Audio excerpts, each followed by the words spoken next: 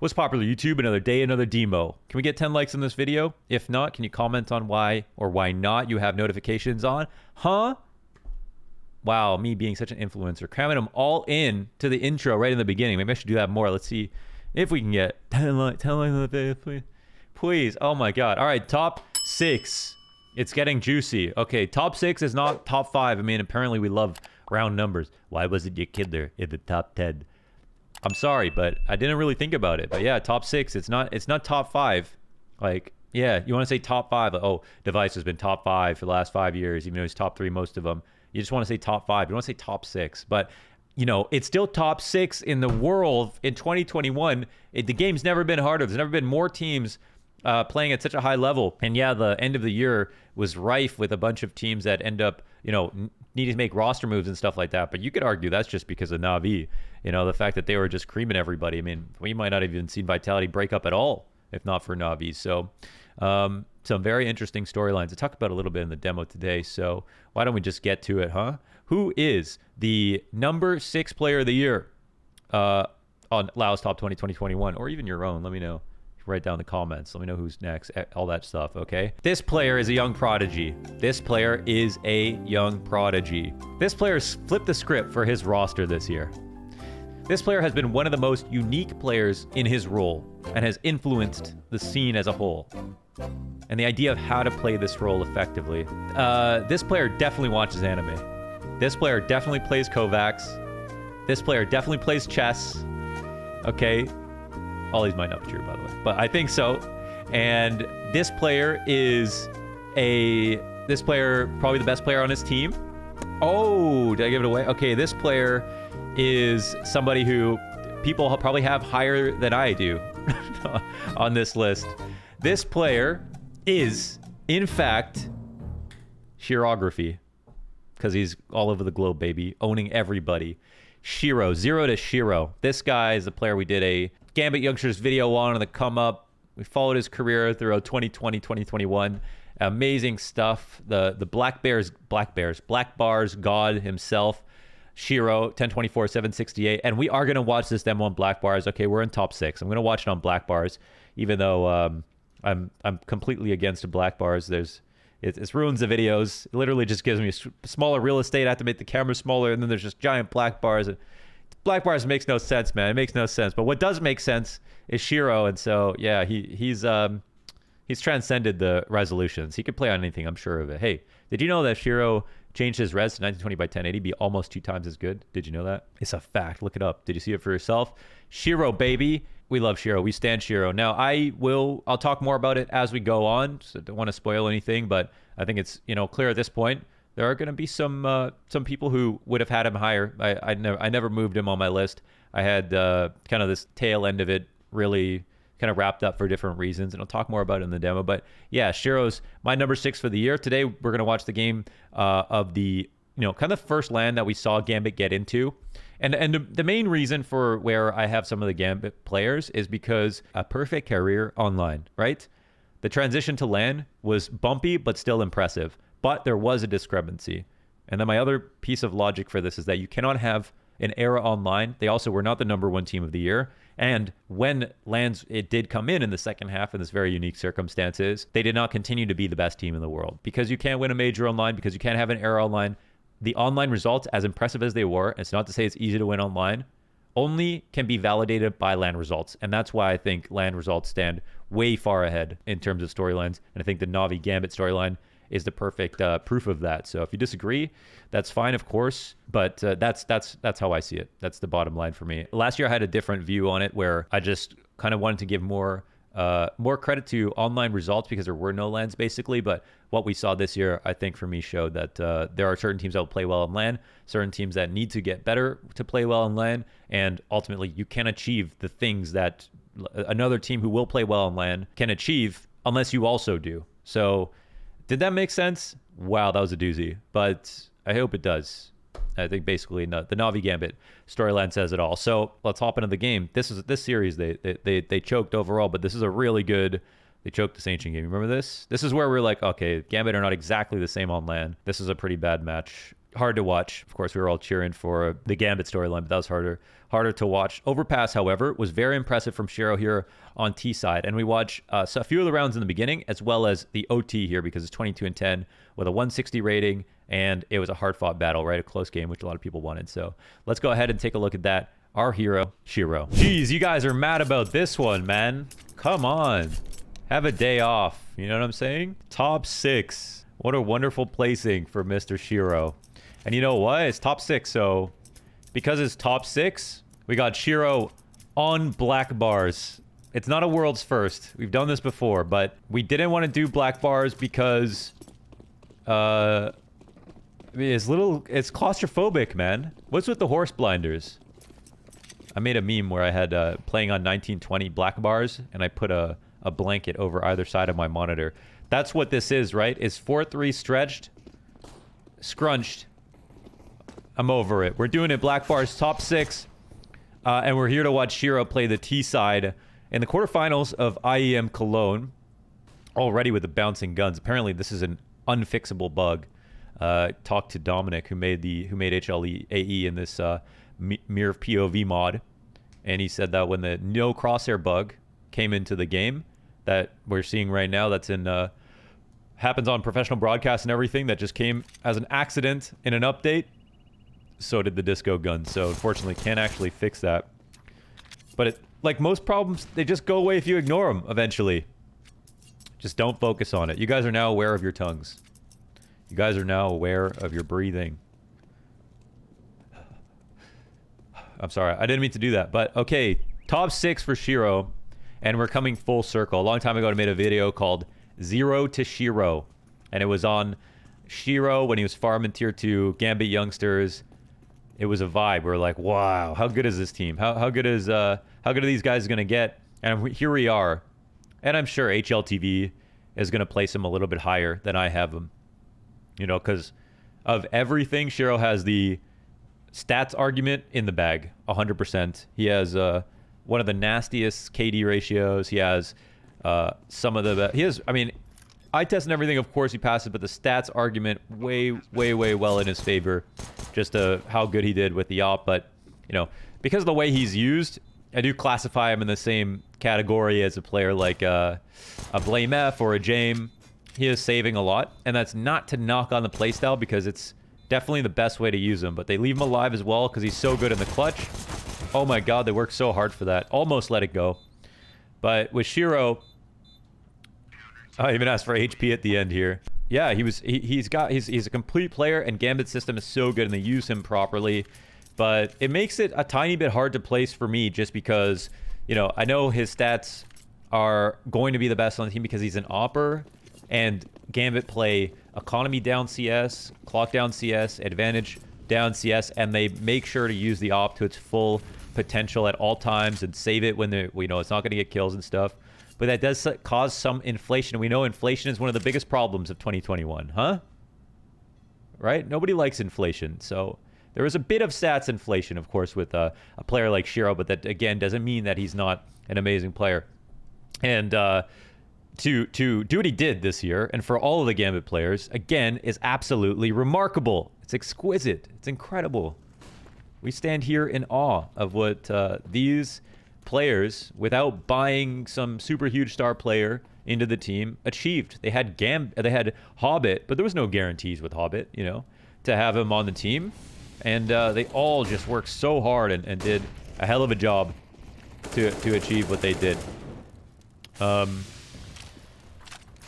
Shiro basically is a guy who could be defined as somebody who they protect. You know, I look at him as the queen on the board. I can't help but feel like there are so many analogous chess situations with a lot of these CIS rosters where the way that they play CS, I feel like it ties into, you know, how good the CIS region is. I guess Russia's particularly at chess.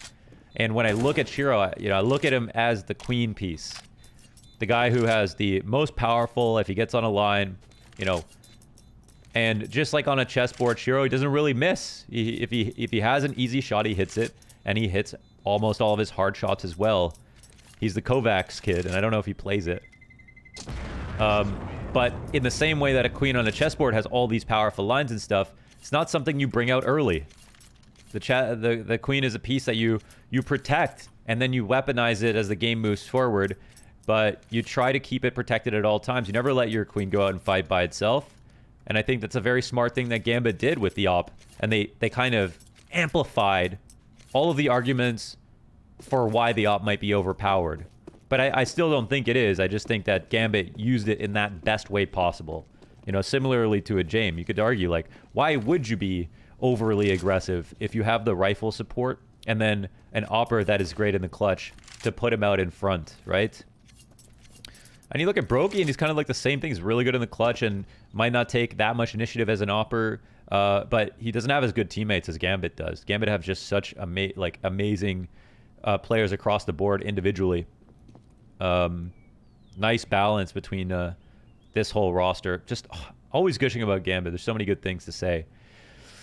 The only mark for me about Shiro, and the reason that he's here and maybe not a step or two ahead, is because some of the finals, the elimination matches that Gambit played when it came to LAN, Shiro didn't play his best.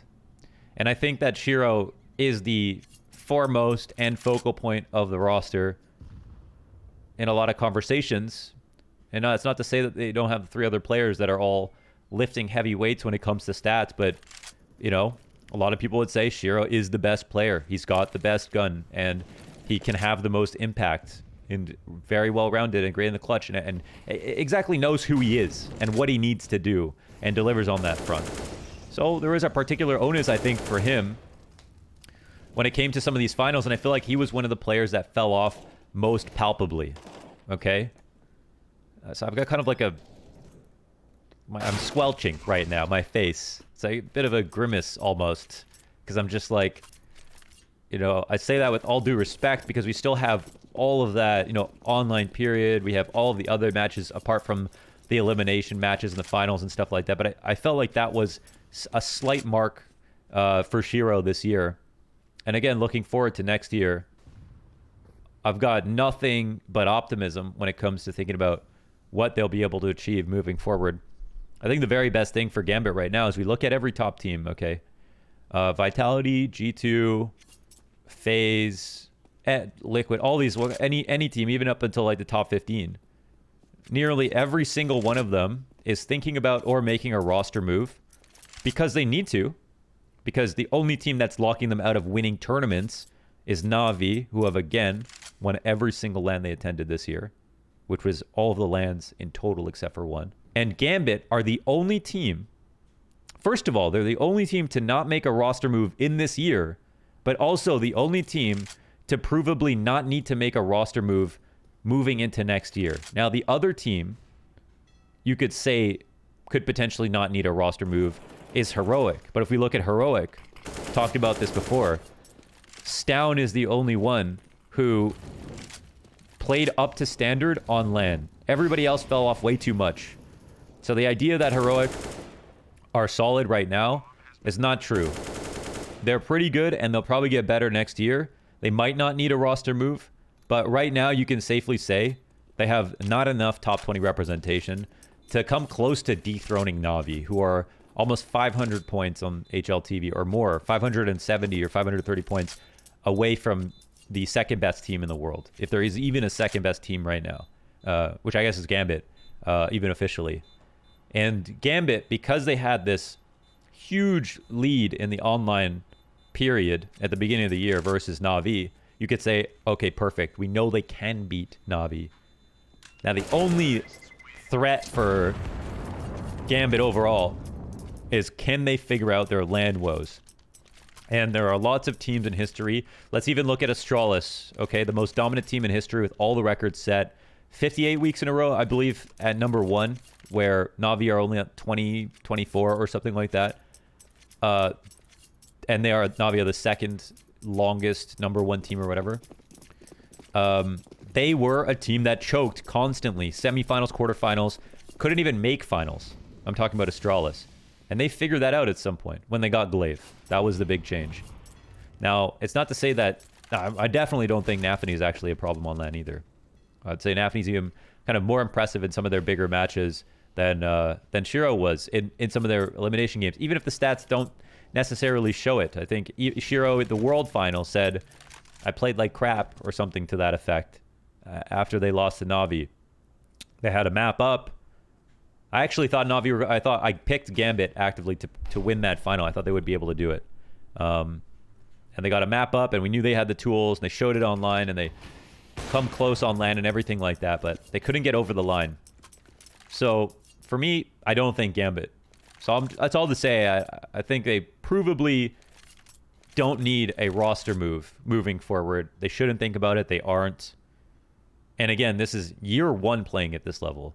They've already gone through the period where they became the most studied team in the world. Everyone tried to learn from what they did online. When they came to LAN, they were threats and still really good, and teams had to practice, efficiently versus them and learn from the way that they were playing. And they brought this unique, very kind of adamant, defaulty style to almost every single round. Very lurk-based, multi-pronged attack, slow crawl with these ops.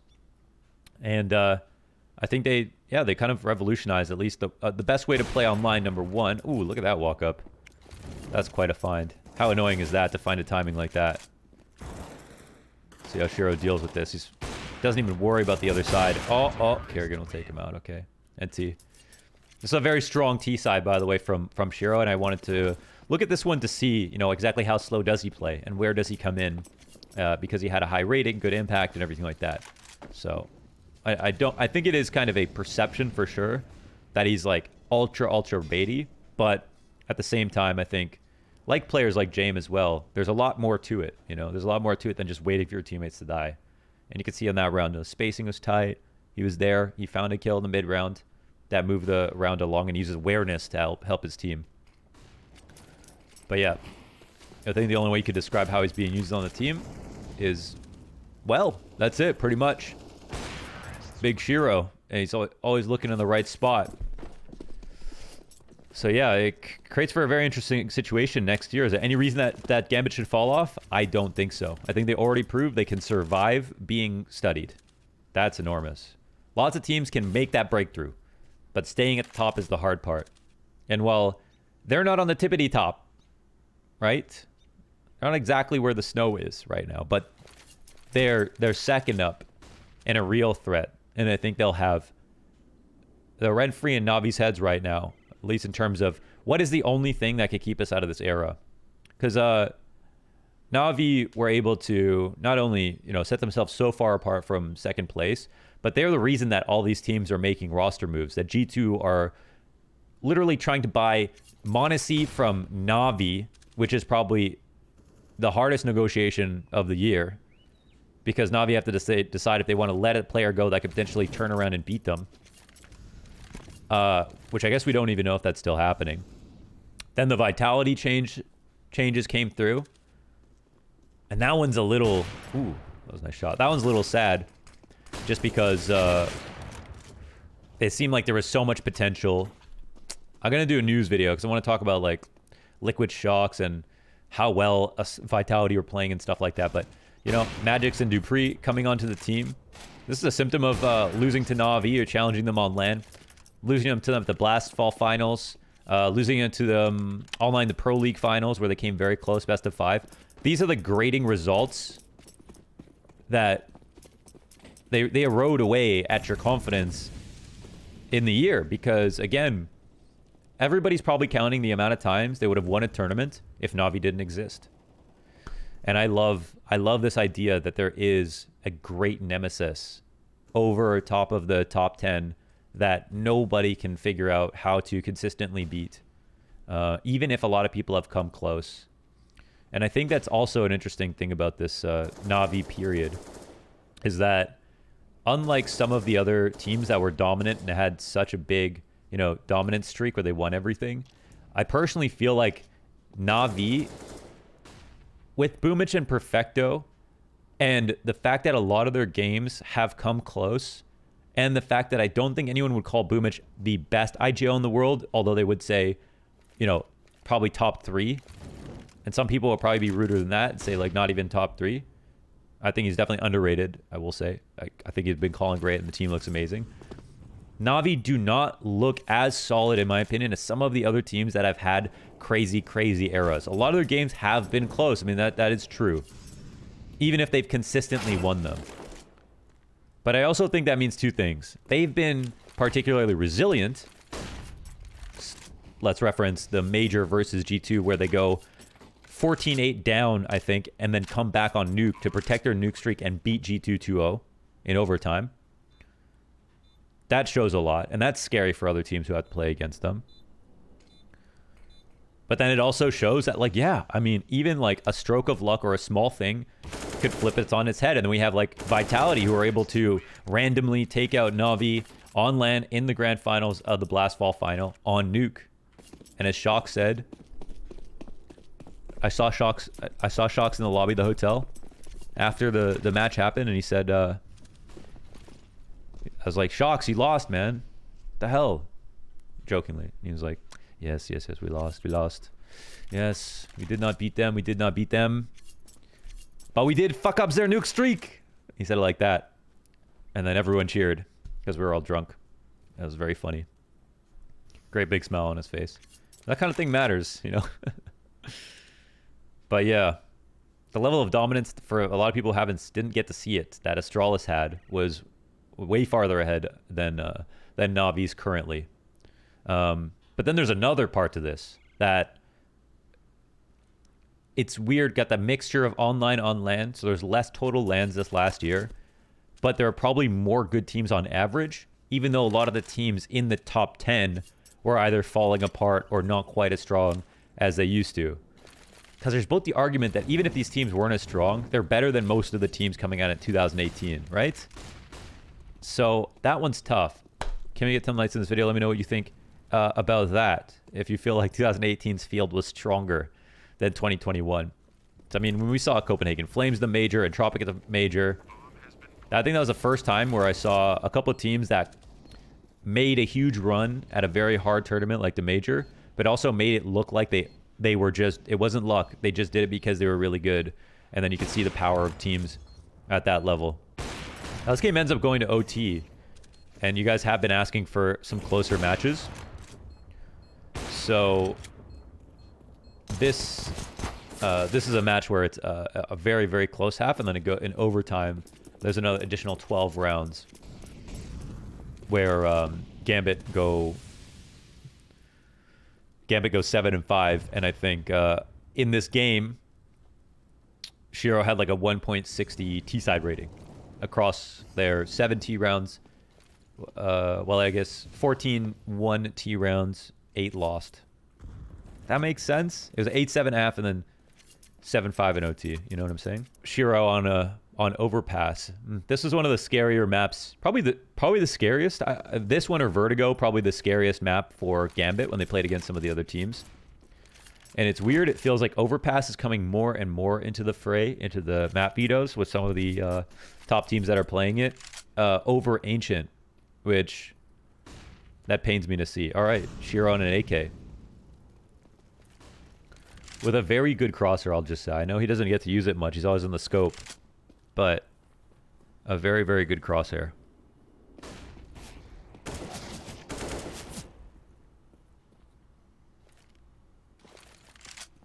There's no way they drag themselves out of this one, is there? Shiro's still alive. Oh my. Okay, NT. 0 to Shiro, I called it last time.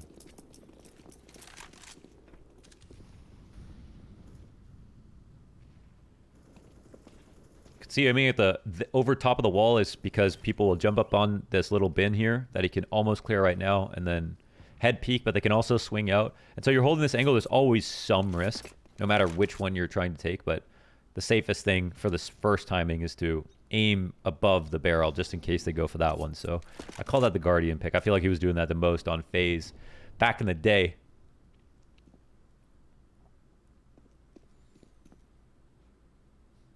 And in this first section of the round, when you're playing against FaZe, you're always looking for Rain. He has been the kind of forward A bathrooms player on Overpass since the beginning of time for them. And oftentimes he's completely alone. So it's kind of like a Metal Gear Solid mission because the map feels so big where there's so many powerful op lines that you have to work through, and not enough utility to like get through everything. There's a number of times you're trying to wait for re-aggressions like this. This is a nice setup on T side, huh?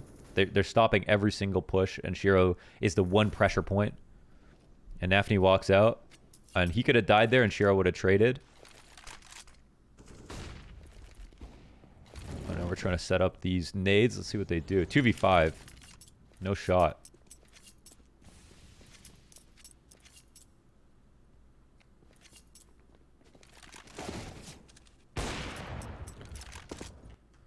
And you can see Shiro, you know, he does end up being last alive, but he does get mid-round frags, and he also, again, he's the best clutch on the teams, and he has the op. So, yeah, he's just one of these players this year who's been used perfectly, like to absolute perfection, like a medium steak, you know, well salted medium steak. All right, one last go of it. I decided to skip ahead a little bit because I want to take a look at overtime, so the demo will be a little bit longer. But there was a streak in which FaZe were able to win their rounds, so Gambit have had to work into this. So what we're doing out here is basically making it look like there's only one guy first, then chilling, waiting on both sides of the smoke, double peeking, and they're just going to contact explode. Rifle here for Shiro, so let's see how he uses it. And they see that smoke come in late, so now they can start to scale. And it's a very scary attack with no one playing outside a monster. And it looks like they'll be able to trade down well enough. Now there's still one back of the pit here. Wow, barrage of nades. Uh-oh, okay. Inters makes the key kill because they know that Olaf... Oh, Brokey. Oh, was it Brokey in back pit here? Let's see. Ooh, Nafni takes a risk. All right, now Inters needs to potentially spot the run-up. Okay, Nafni will take care of it. That was a nice attack, actually, well orchestrated. You could see everything that they wanted to do, they got away with it in the right order. You know, sitting outside B, making it look like the default's ensuing. I think they mollied short late, and then they decided to explode into B. Okay, let's go ahead and look in overtime. Okay, so now we're a few rounds into overtime. So full strength, full money, everything like that. And yeah, I figured let's skip some of the rounds where they staged the comeback. So I was just flapping my lips talking over all the rounds that Gambit were able to win. And with these demos, of course, less analysis, more narrative stuff. Just a kind of a celebration of the year, not so much to pick apart all the small decisions, but you know, still want to have some element of that just for myself to watch. So it's become customary for the CTs to blow out that door for a number of reasons. From short, you can spot it, nades can come through, they can spam the wood wall, they can boost over the wood wall and see through it. So it is a way to torment the T side and slow down the map control here. And it also allows you to rotate up safely if you're going to flank later on in the round. So blowing this door open is really key for the T side. And for the CT side, you still have the same open lines that you can kind of use against your opponents. But baiting them into fighting you is the hard part. So let's see if there's going to be an opportunity. Now, CTs don't get insecure if they don't have short control. But part of what you're trying to figure out in any default on any map is where the CTs are pushing for map control. And if they haven't pushed anywhere, then you should have a free round. You execute, and they're sitting on site. So now that we've actually cleared out everything very... at a very good pace. 40 seconds up, they're ready to take A. Initial flash, they can start scaling. Okay. Gotta like how they're scaling quite quickly as they move through things. 30 seconds and they're into the execute. Oh, and the key piece dies. Because if Rain stays alive there, then they're uncomfortable coming onto the site. Look how everyone has to look to the right. But if Rain got his kill, then they have to go clear that out. So now there's not even an opportunity to fight back. Very nicely done across the whole team. That was a well-orchestrated T-side round right there. Let's see this next round. This game, by the way, was one of the games where they choked. This was the loss versus FaZe at IEM Cologne. And, like, we can talk about how good FaZe are, but Gambit would never have lost this game online. They would have never lost this best of 3 online. They just were playing too well at the time. So Cologne did show that they did bleed, and they completely choked Ancient and then lost this best of 3. So those are the only minus marks for Gambit, is just a slight, slight misstep on transitional land.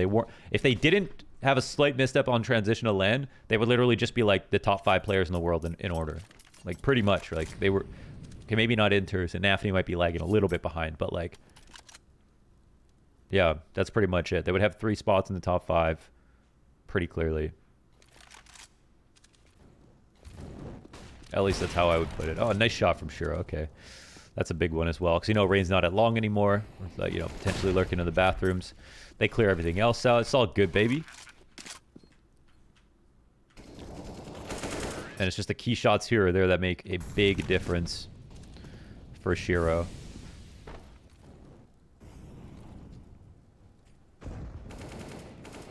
Always look for the free damage in moments like these, like Hobbit. Nade up the stairs, spam through the smoke. A lot of rounds come down to crazy kills or just random spam damage that you scooped up. Here as well. You're just trying to be menacing, right? You're not doing anything more, but you're just trying to make sure that the other team is not comfortable doing anything to get back information. Every time you punish them on a jump spot, on a spam, that's going to be a way that you win around in the future, whether you know it or not. You know how much to talk about conditioning. Obsessed with it. And so, you know, we're trying to keep a same pace, okay? 40 seconds, and a moment like this, if they think no one's close up bathrooms because they scared them, then FaZe could still be scared of the A site and they could have over-rotated. So now Gambit, 30 seconds. This is when you start getting into the site, and you need to exec. Counter flashes come out. They kill Rain outside A again, and actually, oh, this is going to lead them back to the other side of the map, even though the exec came. So this is a mid-round call, an adaptation. It wasn't a fake. It might have been to try to get Rain out to peak, but ultimately, oh, I think this goes to double OT as well, so maybe FaZe win this. Ooh, Axel's got a plant. Oh, okay. Brokey wins that. Okay. NT. Still a nice round, but you could see the timings, right? They come down to that 40 seconds, and they have a completely different round in front of them. And as long as FaZe aren't pushed on short, they aren't boosted on the wood wall, they aren't pushing the bathrooms, they don't know if it's going to be A or B completely. So it's a really perfect round overall on T side, even though they ended up losing.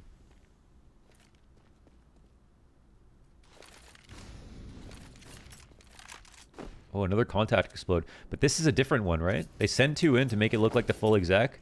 They're looking for the frags if possible, and Axel gets one. And it looks like they're just going to exec behind it if it works out. But if not, they're keeping their options open. They still have one over at A. Look at the lurk from Inters as well. Oh, quick shot from Shiro. You can see just a key shot here and there. Is what really makes them scary.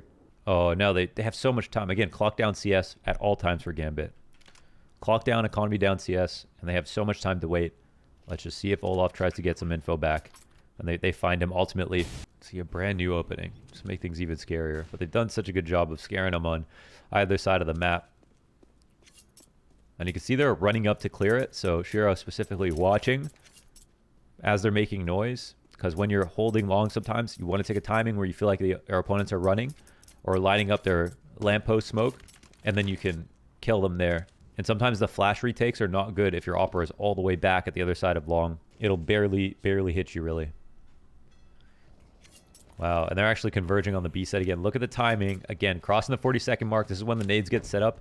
And then 30 seconds is when they'll start to hit the site. They've done such a good job of not dying in any of these positions. And they take one out. Oh, my goodness. In the back of B. And this is the best way to stop any kind of monster pressure. So now you know that Gambit are excited. Yeah. And this just changes the game. The short players aren't scared as much. The monster players know they have at most one opponent and a final kill. Nail in the coffin here for Shiro. Some great rounds here out of Gambit. Uh-oh. It's like the first time we've seen him take damage in forever.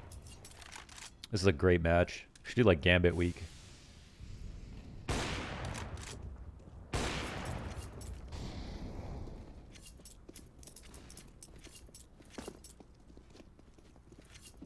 Small bait from Shiro on the back to shoot off a couple of shots while Inters is so close.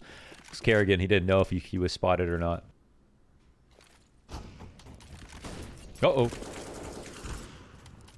Ooh, okay, Brokey.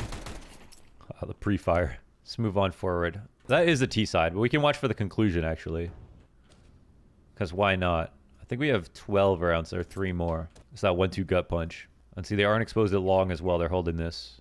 They're spotting it from the truck. Any kind of walk-up play will get punished. Shiro has to be worried a little bit about the right because he can, you know, potentially get spotted, but he still has a pretty good advantage. He's got this just chopped up right here. And look, he can smoke Axiles on a bait. And will he be able to get away? There's still the obvious threat of Brokey potentially, but Looks like it's the B site that's being pressured. Okay, final 2 for the CT side. Let's take a look-see. One thing we definitely see a lot of teams doing is they, you know, if a player does a play, it doesn't get spotted for the whole round, just do it again next round, especially if you win. We're just single scoped, looking for flashes. Remember, you can always scope after a second time if you want to. But a single scope, like 70 to 80% of the time. I mean, most people are just single scoping even from very, very far distances.